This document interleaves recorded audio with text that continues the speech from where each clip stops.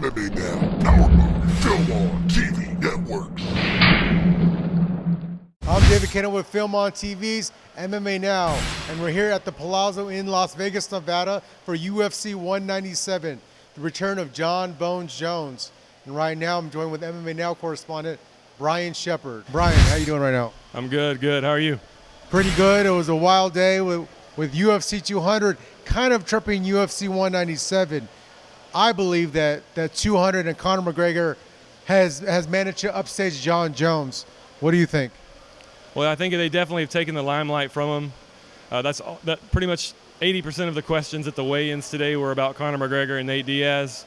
I think they've really put the UFC in a tight spot where they're going to have to make a tough decision whether or not to put them on the card of 200, even though it's quote-unquote not fair, which is what Dana White kept saying, or push it to 201 and still make the matchup with Nate, because that's it. Conor's the only person Nate is going to fight, according to what they said today. So this is what we know right now. Tuesday, Conor McGregor puts out a tweet that says he's retired. Wednesday, Dana White pulls Conor McGregor from the card. And Thursday, Conor McGregor says he's not retired.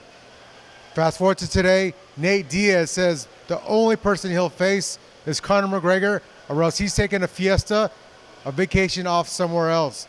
I think this is a great marketing ploy. This is great for the UFC. It's making UFC 200 even bigger than what it would have been.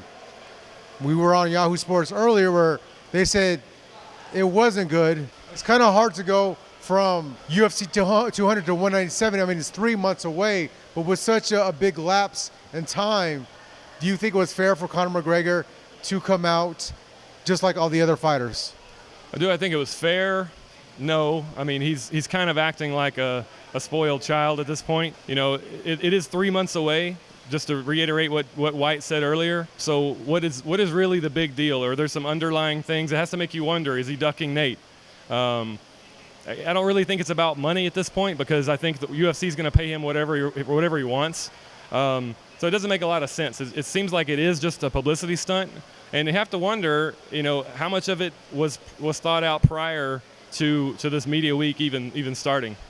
You know, Michael Jordan in the late 80s, early 90s had something what they called the Jordan rules, where he was able to get away with certain things and really, as being the superstar and greatest of all time.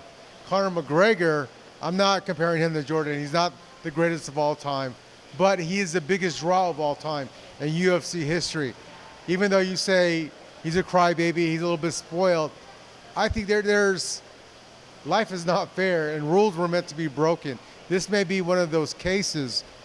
Do you think that there's some merit to that?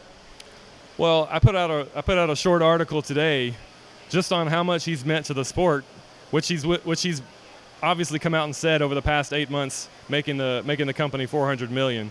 I think he deserves the spotlight, but at the same time, these guys have been dealing with tough fighters for a long time now. They've already drawn a line in the sand. It's going to be really interesting to see if they're willing to step back across and kind of eat crow and put him back on that card. Well, there's a lot more to come about UFC 200, but UFC 197 is tomorrow. Jon Jones, the return of Bones. It's not Daniel Cormier, it's Ovince Preux. Something a little bit more raw, a lot more raw. I like OSP. I think he's a nice guy. I don't think he's ready for this step up in competition.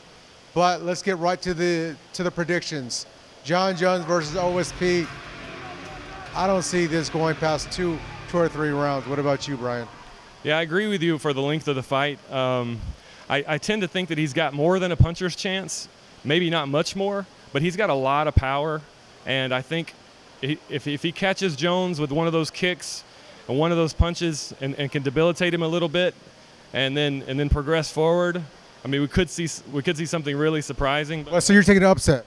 No, I'm not taking. If I'm putting money down, I'm putting my money on Jones. But I do think OSP will make it an interesting fight. He was almost fired right now if he would have taken OSP.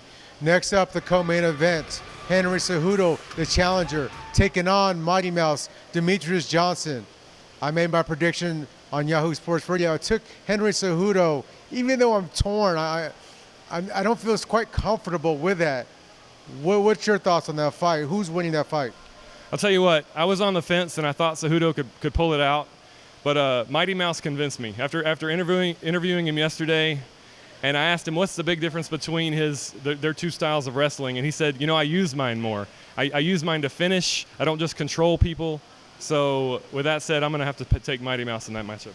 Anthony Pettis, Edson Barboza. If Pettis loses this fight, that'll be 3 in a row.